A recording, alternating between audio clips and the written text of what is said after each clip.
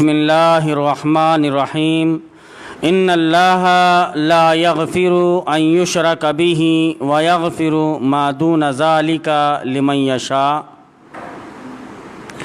ومن یشرک باللہ فقد ضل ضلالا بعیدا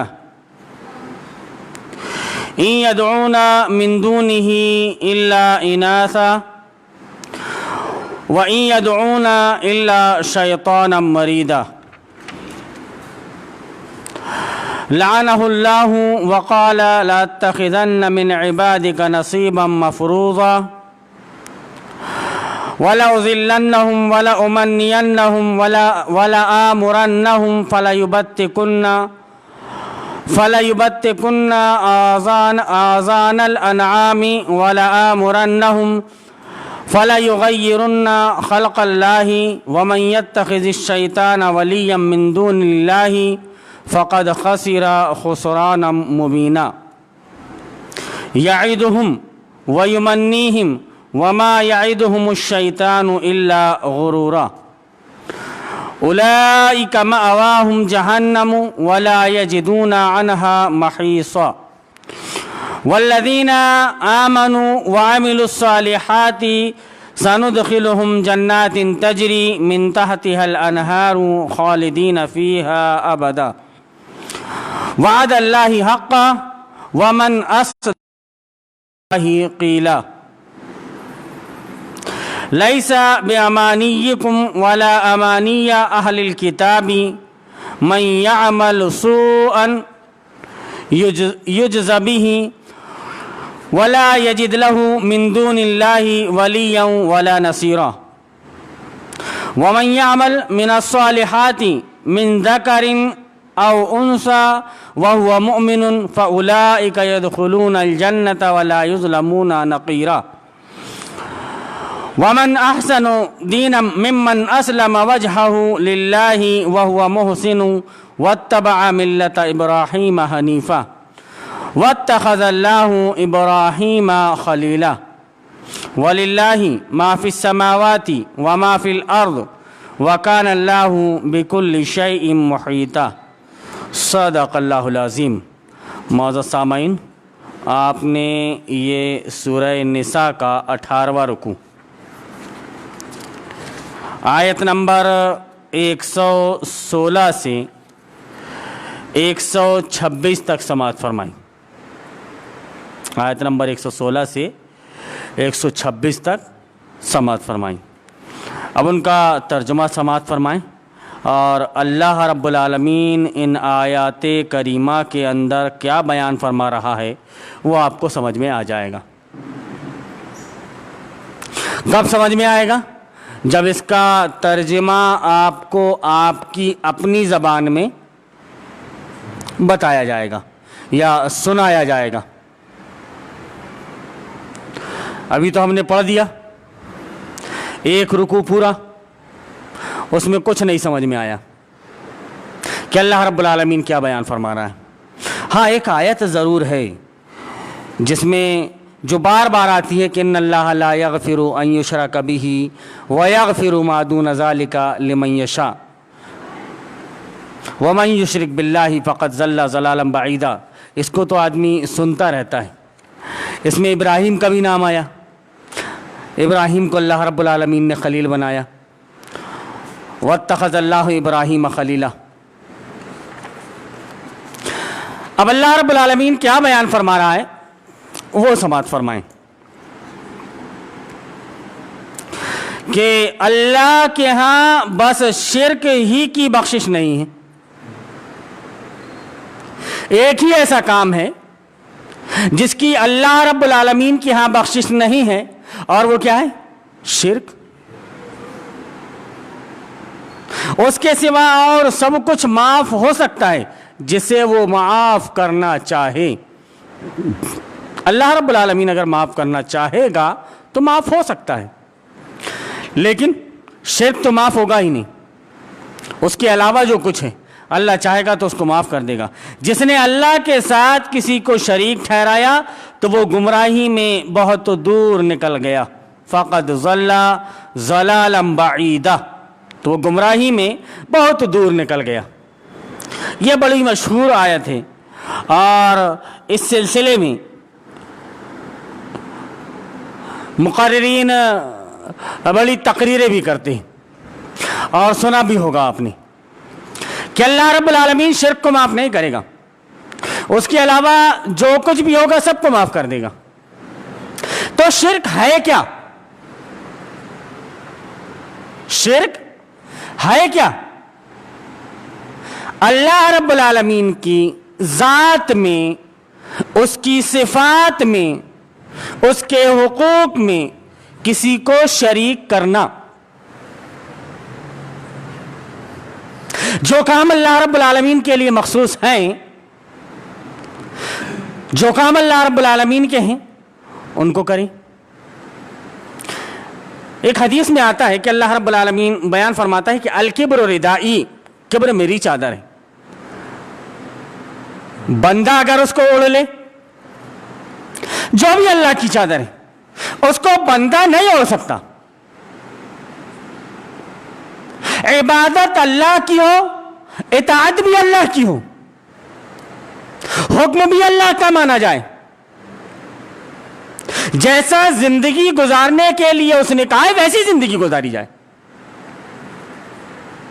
اللہ کے ساتھ اس کی عبادت میں، اس کی اطاعت میں، اس کی فرما برداری میں، اس کے احکام میں کسی کو شریک نہ کیا جائے، اس کی صفات میں کسی کو شریک نہ کیا جائے۔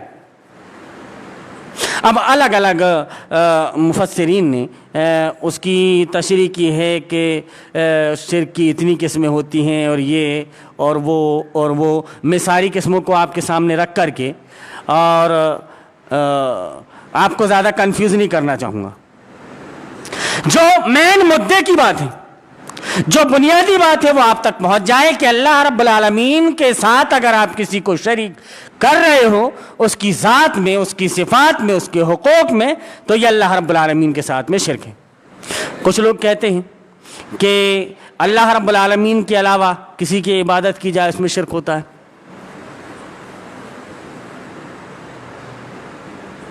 کچھ لوگ لے جا کر کے اس کو صرف مورتیوں تک کے، بتوں تک محدود کر دیتے ہیں۔ کچھ لوگ تھوڑا آگے بڑھتے ہیں، قبر پرستی، درخت وغیرہ، ان کو شامل کر لیتے ہیں، اور پھر آ کر معاملہ یہاں پر سپاٹ ہو جاتا ہے۔ اور اس کے علاوہ بھی کچھ ہے جو اس زمانے میں اللہ کے ساتھ شریک کیا جا رہا ہے، اس کو چھوڑ دیتے ہیں۔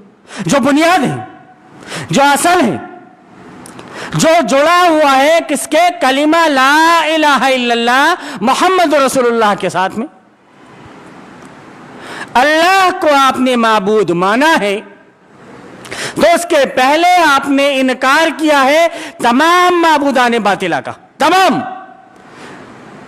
چاہے وہ مٹی کی شکل میں ہو، پتھر کی شکل میں ہو، درخت کی شکل میں ہو، قبر کی شکل میں ہو، یا انسان کی شکل میں ہو، یا سسٹم اور قانون کی شکل میں ہو، کسی میں بھی آپ نے اس کا شریک ٹھہرایا۔ جیسے حاکم اللہ کی صفت ہے۔ اللہ رب العالمین نے قرآن نازل فرمایا، وَمَن لَّمْ يَحْكُم بِمَا أَنزَلَ اللَّهُ فَأُولَٰئِكَ هُمُ الْكَافِرُونَ، کہیں فاسقون، کہیں ظالمون۔ اللہ رب العالمین نے بیان فرمایا کہ جو اپنے فیصلے ایسے کر لیتے ہیں جو اللہ رب العالمین نے نازل نہیں کیا ہے۔ علماء سو کے بارے میں نبی کریم صلی اللہ علیہ وسلم نے بیان فرمایا کہ یقرؤون القرآن فیتأولونہ علی غیر ما انزل اللہ عز وجل، قرآن کی تعلیم، قرآن کو پڑھیں گے تو، لیکن اس کی تعویلیں پیش کریں گے۔ کیسے؟ اس کے مخالف میں جو اللہ رب العالمین نے نازل کیا ہے۔ اللہ رب العالمین بیان فرماتا ہے یریدون ان یتحاکموا الی الطاغوت وقد امروا ان یکفروا بہ، کہ طاغوت کے پاس فیصلے لے جانے سے اللہ نے منع فرمایا، ان کو حکم دیا گیا ہے۔ اللہ نے یہ نہیں کہا کہ تم کو ایسا نہیں کرنا چاہیے، وقد امروا، حکم دیے گئے ہیں۔ اب علماء کرام سمجھتے ہیں کہ یہ امر کا صیغہ کس بات پر دلالت کرتا ہے؟ گویا رب العالمین کی طرف سے آپ کو حکم دیا جا رہا ہے کہ ایسا کرو اور ایسا مت کرو۔ حکم کس کا؟ میرا نہیں، اللہ رب العالمین کا۔ فتویٰ کس کا؟ اللہ کا، محمد رسول اللہ صلی اللہ علیہ وسلم کی زبانی، کہ آپ کو ایسا نہیں کرنا ہے، لیکن آپ پھر ویسا ہی کریں تو آپ غلط کر رہے ہیں۔ آپ اپنی خیر منائیں، آپ کی نماز، آپ کا روزہ، آپ کا حج، آپ کی جو زکوٰۃ ہیں جو ابھی آپ رمضان میں دینے والے ہو،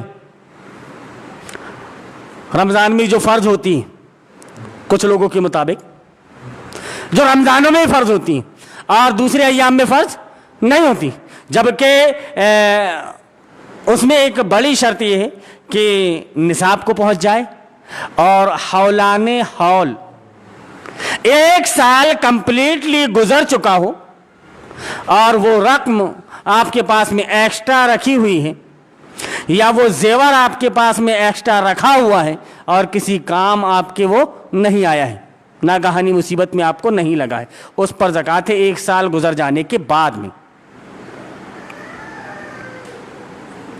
تو بہرحال وہ ایک الگ مسئلہ ہے۔ تو اللہ رب العالمین بیان فرما رہا ہے کہ ان اللہ لا یغفر ان یشرک بہ ویغفر ما دون ذلک لمن یشاء، کہ اللہ کے ہاں بس شرک ہی کی بخشش نہیں، اس کے سوا اور سب کچھ معاف ہو سکتا ہے جسے وہ معاف کرنا چاہے۔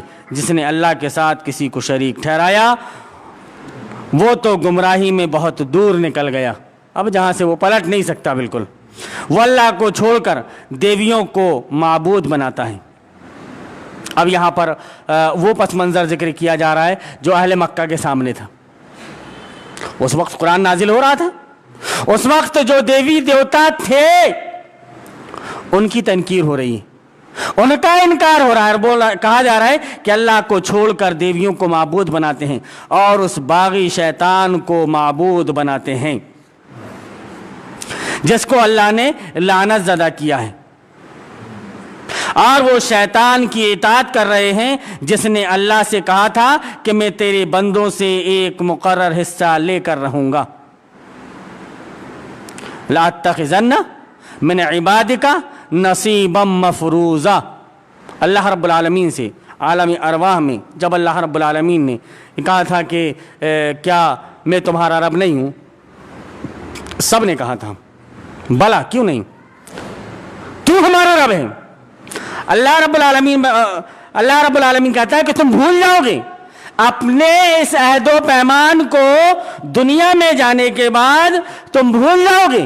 اس کی یاد دہانی کے لیے میں انبیاء کرام کو مبعوث کرتا رہوں گا، انبیاء کرام تمہارے پاس میں آتے رہیں گے اور وہ بتاتے رہیں گے کہ تم کہاں غلطی کر رہے ہو، شیطان نے کہاں سے تم کو اچکا ہے، اس کا کام ہی ہے اچکنے کا، وہ چاہتا ہے۔ دیکھیے کہ شیطان صرف اور صرف ایک کام چاہتا ہے، بس وہ صرف ایک کام یہ چاہتا ہے کہ اللہ کے ساتھ کسی کو آپ شریک کر لو، بس۔ اللہ رب العالمین نے اس سے پہلے اسی آیت میں یہ بیان فرما دیا کہ وَيَغْفِرُ مَا دُونَ ذَلِكَ لِمَن يَشَاءُ، کہ اللہ جس کو چاہے گا معاف کر دے گا، اللہ جس کو چاہے گا معاف کر دے گا۔ اللہ احادیث میں آتا ہے کہ اللہ رب العالمین نے اپنی صرف ایک رحمت کا نزول کیا ہے دنیا میں، 99 رحمتیں ابھی اس کے پاس میں ہیں، ایک رحمت کا نزول کیا ہے، اور اس کا فائدہ کیا ہے جانتے ہیں؟ کہ اللہ رب العالمین کا جو بڑے سے بڑا مخالف ہے، اس کی نافرمانی کر رہا ہے، اللہ رب العالمین اس کو بھی دے رہا ہے اس ایک رحمت میں،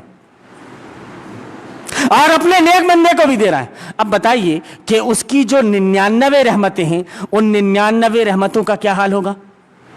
تو اللہ رب العالمین نے یہاں پہ بیان فرمایا کہ وَيَغْفِرُ مَا دُونَ ذَلِكَ لِمَن يَشَاءُ، کہ اس کے علاوہ جو کچھ بھی ہوگا اگر اللہ چاہے گا تو معاف فرما دے گا۔ اور شیطان جانتا ہے کہ اللہ رب العالمین بڑا غفور و رحیم ہے، یہ معاف تو کر ہی دے گا، لیکن ایک چیز پر اس نے بین لگا دی، وہ کیا؟ لا یغفر ان یشرک بہ، اس کے ساتھ اگر شریک کیا جائے کسی کو تو وہ معاف نہیں کرے گا۔ تو شیطان کوشش کیا کرے گا؟ شیطان کوشش کیا کرے گا کہ آپ سے شرک کروائے۔ اس نے اللہ رب العالمین سے وعدہ لیا کہ میں تیرے بندوں کو بہکا کر رہوں گا۔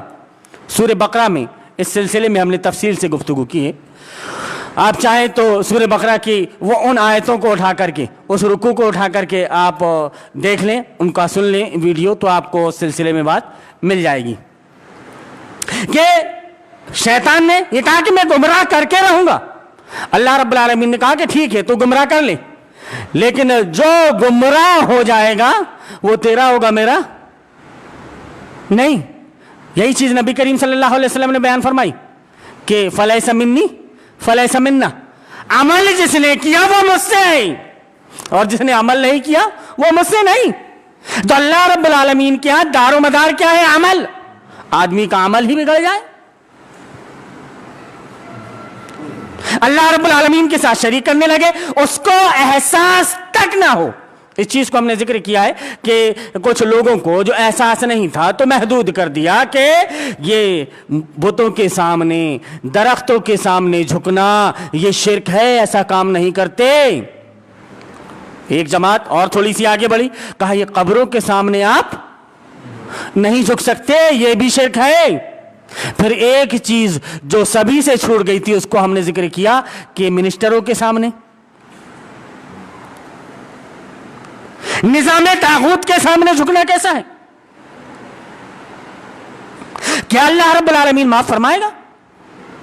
کیسا ہے؟ ذرا غور کریں۔ اس سلسلے میں ہمارے ابھی مسلسل درس اتوار کے دن صبح فجر کے بعد چل رہے ہیں، اور تفصیل کے ساتھ میں ہم انشاءاللہ وہاں پر اس میں گفتگو کریں گے۔ یہاں پر جو چیزیں ہیں مختصر ہم بتا کر کے آپ کو آگے گزر رہے ہیں کہ جس کو اللہ نے لعنت زدہ کیا اور وہ اس شیطان کی اطاعت کر رہے ہیں جس نے اللہ سے کہا تھا کہ میں تیرے بندوں سے ایک مقررہ حصہ لے کر رہوں گا۔ شیطان نے اللہ رب العالمین سے وعدہ کیا ہے کہ میں انہیں بہکاؤں گا۔ تو شیطان سے اگر کوئی وفاداری سیکھنا چاہتا ہے تو شیطان سے سیکھے۔ اگر قول و قرار کا کسی کو پکا بننا ہے تو وہ شیطان سے سیکھے، عبرت لے اس سے۔ وہ دیکھو مولانا صاحب ایک طرف بولتے ہیں کہ شیطان غلط ہے اور پھر بول رہے ہیں کہ عبرت اسی سے لو، کہ اس نے ایک مرتبہ جو وعدہ کیا کہ میں بہکا کر رہوں گا تو وہ اپنے اس وعدے میں اٹل رہا، اور اس کی یہ کوششیں مسلسل جاری ہیں۔ اللہ والے اس کی کوششوں کو، اس کی محنتوں کو پکڑ لیتے ہیں، اس کی باریک چالوں کو سمجھ جاتے ہیں کہ یہ یہاں سے آنا چاہتا ہے۔ اب جیسی اس کی باریک چالوں کو لا کر کے اس کا پوسٹ مارٹم کرتے ہیں، پھر دور کی قول ایک لے کر کے آتا ہے وہ کہ اب میں یہاں سے آؤں گا۔ لیکن اللہ رب العالمین فَإِنَّهُ بیان نبی کریم صلی اللہ علیہ وسلم بیان فرماتے ہیں کہ مومن کی فراست سے بچو کیونکہ وہ اللہ کے نور سے دیکھتا ہے۔ فَإِنَّهُ يَنظُرُ بِنُورِ اللَّهِ، اللہ کے نور سے دیکھتا ہے۔ اب جو خالص اللہ کی عبادت کرنے والا ہو، اللہ کی اطاعت کرنے والا ہو، اللہ کو ماننے والا ہو، اسی کو نبھانے والا ہو، تو شیطان کی چالیں اس کے سامنے کہاں چل پائیں گی؟ جس کی نظر میں قرآن ہو، شیطان کی چالیں اس کے سامنے کہاں چل پائیں گی؟ ہاں لیکن سیریل اور ڈراموں میں اگر نظر ہے تو شیطان کی چالوں کو سمجھنا اس کے لیے مشکل ہو جائے گا، وہ نہیں سمجھ سکے گا، کیونکہ شیطان کہاں کہاں سے آتا ہے یہ قرآن بتاتا ہے، سیریل اور ڈرامے نہیں بتاتے۔ اللہ رب العالمین بیان فرماتا ہے کہ شیطان کہتا ہے کہ میں انہیں بہکاؤں گا، میں انہیں آرزوؤں میں الجھاؤں گا، میں انہیں حکم دوں گا اور وہ میرے حکم سے جانوروں کے کان پھاڑیں گے، اور میں انہیں حکم دوں گا اور وہ میرے حکم سے خدائی ساخت میں رد و بدل کریں گے۔ وہاں پر تھا عرب میں یہ چیز پائی جاتی تھی کہ جس اونٹنی نے 5 یا 10 بچے دے دیا تو پھر اس کو کسی بت کے نام پر وہ چھوڑ دیا کرتے تھے۔ غیر اللہ کے نام پر چھوڑا گیا ذبیحہ، غیر اللہ کے نام پر چھوڑا گیا جانور حرام ہے، نہیں کھا سکتے آپ۔ تو اس طرح سے لگا کر کے اس نے چھڑوا دیا، اب کھاؤ آپ اس میں سے۔ اس نے لے کر کے آیا اللہ رب العالمین کی اللہ رب العالمین کے جو احکام ہیں اس میں لا کر کے الجھایا اور کہا کہ یہ بھی تو ایک طریقہ ہے. بتاؤ بھائی جان, آپ لینٹر میں کیسے چڑھتے ہو؟ سیڑھی کی ضرورت پڑتی ہے نا اس میں. آدمی بالکل اس کی اس دلیل کو مان لیتا ہے کہ نہیں, بات تو صحیح ہے کہ لینٹر میں چڑھنے کے لیے سیڑھی کی ضرورت پڑتی ہے, اسی لیے وسیلے کی ضرورت پڑتی ہے. ادھر اللہ رب العالمین کہہ رہا ہے کہ میں تمہاری شہرک سے بھی قریب ہوں, تم کو لینٹر میں آنے کی ضرورت ہی نہیں ہے, لینٹر میں آنے کی تم کو ضرورت ہی نہیں ہے. نانو نقرب الیہ من حبل الورید, شہرک سے بھی زیادہ قریب ہوں. وقال ربکم ادعونی استجب لکم, دینے والا کون؟ اللہ. دینے والا کون؟ اللہ. اور وہی اللہ کہہ رہا ہے مجھ سے مانگو میں تم کو دوں گا. حدیث میں آتا ہے کہ اگر تمہارے جوتے کا تسمہ, اس کی حیثیت کیا ہوتی ہے؟ جوتے کا تسمہ اگر خراب ہو جائے تو اس کا بھی اللہ رب العالمین سے سوال کرو. عقیدہ یہ ہے کہ دینے والی ذات کس کی ہے؟ اللہ رب العالمین کی. آپ اللہ سے سوال کرو. آپ دیکھ رہے ہیں کہ لاک ڈاؤن کا زمانہ چل رہا ہے اور لوگ اپنے اپنے گھروں میں اپنا اپنا رزق کھا رہے ہیں کہ نہیں کھا رہے ہیں؟ اتنی مندی ہونے کے بعد بھی اللہ رب العالمین نے انتظام کر دیا ہے لوگوں کا. کہیں نہ کہیں سے کچھ نہ کچھ انتظام ان کے پاس میں پہنچ رہا ہے. ارے 3 وقت 4 وقت نہیں کھا رہے ہیں تو 2 وقت تو کھا رہے ہوں گے. نبی کے زمانے میں تو فاقے پڑتے تھے. تو اللہ رب العالمین بیان فرما رہا ہے کہ اس نے کہا کہ میں انہیں آرزو میں الجھاؤں گا. میں نے ایک حدیث آپ کے سامنے سنائی تھی, غالباً آپ کو یاد ہو, کہ ایاکم والامانیہ التی تضل اعلی, کہ خواہش پرستوں سے بچو کیونکہ یہ خواہش پرست ایسی ہے جو خواہش پرستوں کو ہلاک اور برباد کر دیتی ہے. یہی چیز شیطان انسان کے اندر پیدا کر دیتا ہے. اب دھیرے دھیرے دھیرے دھیرے لا کر کے اس کو اللہ کے ساتھ شرک کرنے پر مجبور کر دیتا ہے, مشرک ہو جاتا ہے وہ. اب اللہ رب العالمین کیسے اس کو معاف فرمائے گا؟ چاہے کبھی اللہ رب العالمین اس کو معاف فرمانا تو نہیں کر سکتا, کیونکہ اس نے اللہ رب العالمین کے ساتھ کسی کو شریک کر لیا ہے. آگے اللہ رب العالمین بیان فرما رہا ہے کہ وہ کہتا ہے کہ میں انہیں حکم دوں گا, وہ میرے حکم سے جانوروں کے کان پھاڑیں گے, اور میں انہیں حکم دوں گا وہ میرے حکم سے خدائی ساخت میں رد و بدل کریں گے. اللہ رب العالمین نے جو پیدا کیا ہے خدائی ساخت, اس میں رد و بدل کریں گے. اس شیطان کو جس نے اللہ کی بجائے اپنا ولی و سرپرست بنا لیا, وہ سری نقصان میں پڑ گیا. اب شیطان کو جس نے اپنا دوست بنا لیا ہو تو وہ بہت برا دوست ہے. وہ نہ دنیا میں کامیابی پا سکتا ہے نہ آخرت میں. دنیا میں چین و سکون اس کا غارت ہو جائے گا, آخرت تو ابھی باقی. وہ ان لوگوں سے وعدے کرتا ہے اور انہیں امیدیں دلاتا ہے, مگر شیطان کے سارے وعدے بجز فریب کے اور کچھ نہیں, صرف اور صرف فریب ہے, اس کے علاوہ کچھ نہیں. شیطان کے جتنے بھی وعدے, لیکن اللہ رب العالمین کا جو وعدہ ہے اس کے بندوں کے ساتھ وہ حق ہے, اور اللہ رب العالمین اس کا بہتر بدلہ, بہتر سے بہتر بدلہ اپنے بندے کو دے کر رہے گا. ان لوگوں کا ٹھکانہ جہنم ہے جس سے خلاصی کی کوئی صورت یہ نہ پائیں گے. خلاصی ان کو نہیں مل پائے گی, چھٹکارا ان کو نہیں مل پائے گا. یہ چاہیں گے کہ کسی طرح سے اس سے بچ جائیں تو وہ نہیں بچ سکیں گے, کیونکہ دنیا میں وہ شیطان کا شکار ہو گئے تھے. رہے وہ لوگ جو ایمان لے آئے ہیں اور نیک عمل کریں تو انہیں ہم ایسے باغوں میں داخل کریں گے جن کے نیچے نہریں بہتی ہوں گی, اور وہ وہاں ہمیشہ ہمیش رہیں گے. اب یہاں پہ مومنین کا ذکر اللہ رب العالمین بیان فرما رہا ہے کہ یہ جو آیت نازل ہوئی ہے کہ جنات تجری من تحتها الانہار, کہ ہم انہیں ایسے باغوں میں داخل کریں گے جن کے نیچے نہریں بہتی ہوں گی. تو یہ نازل ہو رہی ہے یہ آیت کہاں پر؟ عرب میں, جہاں پر نہروں کا نام و نشان نہیں, پانی کی قلت, ریگستان. ہمارے یہ ہندوستان میں تو آپ دیکھو گے کہ نہریں بکثرت پائی جاتی ہیں. ایک بڑا سا ڈیم بنا دیا جاتا ہے, اس سے نہریں نکال دی جاتی ہیں, تو اس کی اہمیت یہاں پر سمجھ میں نہیں آئے گی. اس کی اہمیت وہاں پر جہاں پانی نہیں.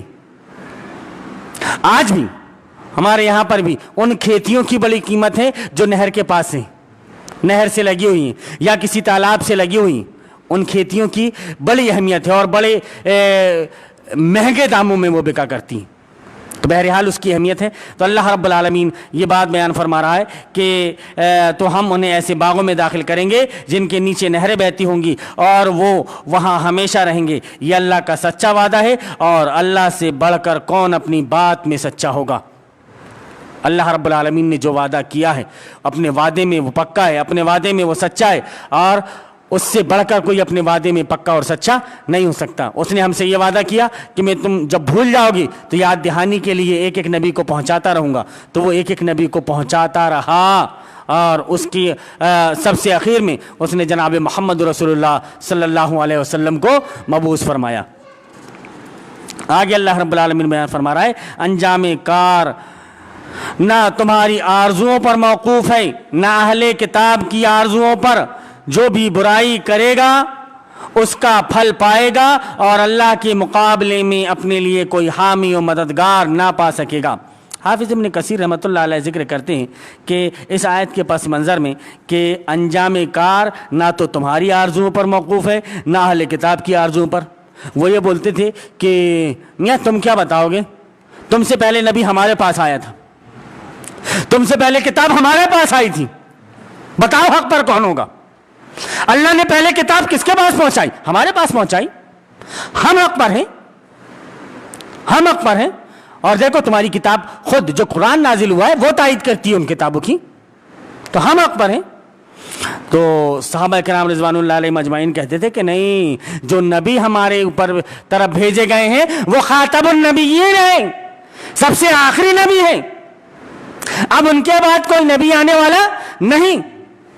تو گویا جو شریعت مانی جائے گی وہ وہی شریعت مانی جائے گی جو آخری نبی جناب محمد رسول اللہ صلی اللہ علیہ وسلم لے کر آئے, وہی شریعت ماننے ہوگی, اس کے علاوہ کوئی شریعت ماننے نہیں ہوگی. نبی کریم صلی اللہ علیہ وسلم نے بیان فرمایا کہ واللہ لو کان موسیٰ حیا ما وسعہ الا اتباعی, موسیٰ بھی زندہ ہوتے تو انہیں قرآن کی شریعت پر ایمان لانا پڑتا, میری لائی شریعت پر ایمان لانا پڑتا, قرآن پر ایمان لانا پڑتا. ان کی کتاب کیا تھی وہ ابھی بات ہے ایک طرف, اس پر انہیں ایمان لانا پڑتا اور اس کتاب کی وہی باتیں مانی جائیں گی جو باتیں کتاب اللہ سے ملتی ہیں. اگر ان کی کوئی بات کتاب اللہ سے ٹکراتی ہے اس زمانے کی کتابوں سے تو گویا وہ شریعت منسوخ ہے اور ناسخ کرنے والی آیت یہاں پر اس قرآن میں موجود ہے. تو بتاؤ پھر.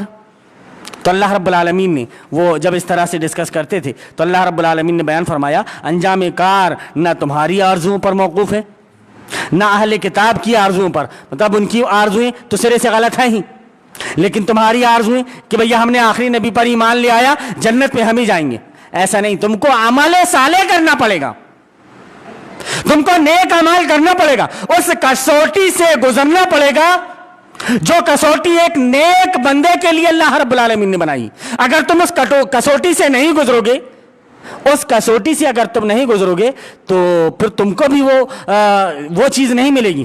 تمہاری آرزو پر, تمہاری آرزو پر, تمہاری تمناؤں پر وہ چیز تمہیں نہیں ملے گی, تمہارے عمل کے نتیجے پر ملے گی. اور رہا اہل کتاب کا معاملہ تو ان کی آرزو پر بھی ان کو نہیں ملے گی. جو بھی برائی کرے گا چاہے وہ نبی کا امتی ہو یا اہل کتاب, جو بھی برائی کرے گا اس کا پھل پائے گا اور اللہ کے مقابلے میں اپنے لیے کوئی حامی و مددگار نہ پا سکے گا. کوئی حامی اور مددگار نہیں ہوگا, کوئی کسی کا پرسان حال نہیں ہوگا. اللہ رب العالمین کے پاس وہ جواب نہیں دے پائے گا.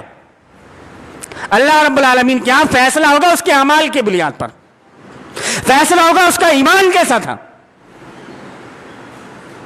کفر بالطاغوت والا اس کا ایمان تھا یا نہیں تھا, ایمان باللہ کیسا تھا, اس میں کفر بالطاغوت تھا یا نہیں تھا, یا ایمان بالطاغوت تھا. اور ایمان باللہ اور ایمان بالطاغوت دونوں کو اس نے ایک دل میں جمع کر لیا تھا. کیسا ایمان تھا, اس کا فیصلہ اللہ رب العالمین کے پاس میں ہو کر رہے گا. اور اللہ رب العالمین بیان فرما رہا ہے اور جو نیک عمل کرے گا خواہ مرد ہو یا عورت بشرطے کہ ہو وہ مومن, مرد ہو یا عورت, لیکن شرط یہ ہے کہ وہ مومن ہو, یعنی اللہ اور اس کے رسول کے احکام کے مطابق زندگی گزارنے والا. تو ایسے ہی لوگ جنت میں داخل ہوں گے اور ان کا ذرہ برابر اور ان کی ذرہ برابر حق تلفی نہ ہونے پائے گی، ان کے ساتھ حق تلفی کچھ بھی نہیں ہوگی، اللہ رب العالمین ان کو پورا پورا بدلہ دے گا۔ اس شخص سے بہتر اور کس کا طریقہ زندگی ہو سکتا ہے جس نے اللہ کے آگے سر تسلیم خم کر دیا اور اپنا رویہ نیک رکھا اور یکسو ہو کر ابراہیم کے طریقے کی پیروی کی، اس ابراہیم کے طریقے کی جسے اللہ نے اپنا دوست بنا لیا۔ حافظ ابن کثیر رحمۃ اللہ علیہ کہتے ہیں کہ اللہ رب العالمین نے ایسے ہی ابراہیم علیہ السلام کو اپنا دوست نہیں بنایا، امتحان لیے، آزمائشیں لیں اور ابراہیم ان آزمائشوں پر کھرا اترا، تب اللہ رب العالمین نے اس کو اپنا دوست بنایا۔ اگر ابراہیم نمرود کی مان لیتا، نمرود کے دباؤ میں آ جاتا جیسے تم بھی کسی کے دباؤ میں ہو، اگر ایسا دباؤ میں آ جاتا ابراہیم تو خلیل اللہ کہاں سے ہو جاتا؟ اللہ رب العالمین نے کہا کہ ایسا کر تو اس نے کر دیا۔ بڑھاپی آخری جو آزمائش تھی ان کی بڑی آزمائش کہ جو بڑھاپے کا سہارا بننے والا تھا جو بچہ، اللہ رب العالمین نے کہا کہ قربان کر دو، اور کیسا اللہ رب العالمین نے فرشتے کو پہنچا کر نہیں کہا، خواب میں دکھایا۔ اللہ رب العالمین کو یہ دکھانا بھی مقصود تھا کہ ابراہیم تو نے مجھ سے دعا کی تھی رب حبلی من الصالحین، تو اس کا نتیجہ دیکھ لے کہ تو بیٹے کو بول رہا ہے کہ یا بنیا انی ارا فی المنام انی اذبحک فانظر ماذا ترى، کیا میرے بچے میں نے خواب میں دیکھا ہے کہ میں تجھے ذبح کر رہا ہوں؟ باپ کیا کہہ رہا ہے بیٹے سے کہ بیٹا میں نے خواب میں دیکھا ہے کہ میں تجھے ذبح کر رہا ہوں۔ بیٹا کیا جواب دے رہا ہے؟ یا ابت افعل ما تؤمر، ابا جان آپ کو جو حکم دیا گیا ہے وہ کر گزریے۔ یعنی اتنا باشعور بچہ تھا۔